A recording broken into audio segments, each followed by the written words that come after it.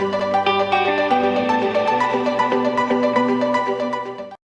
channel viewers, I'm DS, a psychologist, and welcome to another episode on channel NITT.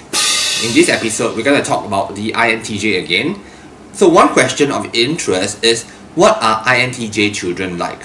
So when we talk about INTJ children, we must take note that sometimes there are people who are not INTJ when they are children, and then somehow they evolve to become INTJ because they type themselves as that. So I do have people whom I know that type themselves currently as INTJ, but remember that when they were younger, they were INFPs or ENTPs, for example.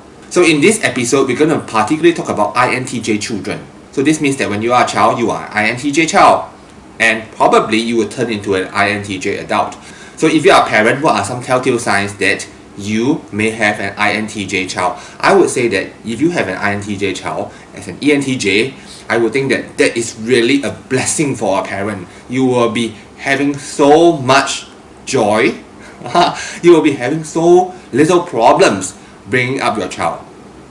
First, your INTJ child is not going to throw tantrums. It does not happen. They may be very curious about the things that they watch in movies, or the things that they read in books, or the things that they see on TV, and they might do some research on them. And maybe at a very young age, they already know how to use Google engines faster than peers of the same age. INTJ children are very likely to enjoy reading a lot. So if they actually catch on reading, they will love it. This is one very obvious sign that this child is an INTJ, coupled with all the other telltale signs. INTJ children love to be alone, and they are usually perceived as lonely.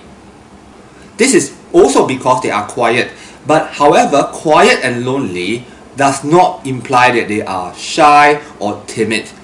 So take note, what I mean is INTJ children love to be alone, but this does not mean that they have no friends. So at school, they may have a close circle of friends, but they do not approach this close circle of friends very actively. They wait for their friends to approach them. Otherwise, they appear to be very quiet. They can function without the friends as well. And when I talk about quiet, I also do not mean that they are timid. So INTJ's children may not speak much, but when they do, they are really assertive, and they can also be very blunt. And this is very interesting because when they are very assertive, they are also very unsmiling. Aunt may ask you, "Do you like this shirt that I bought you?" "No, it's too colorful." "I don't like it." So as a matter of fact, the INTJ child will just tell you as it is. And it can be really offensive because a lot of adults, when they give presents to children, they expect an answer that is like, "Wow, I love it," or "This is very nice, thank you very much." So as a result, INTJ children can sometimes appear to be very uncaring to other people.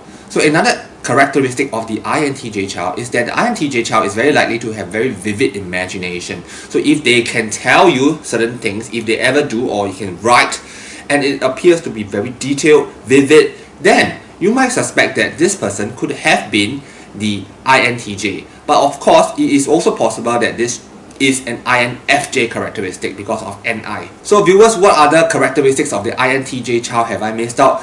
So do feel free to comment in the comment section and share with the community. Okay, at Channel NITT, we produce a lot of ENTJ, INTJ videos such as this one. If you've enjoyed this video, do give us a like.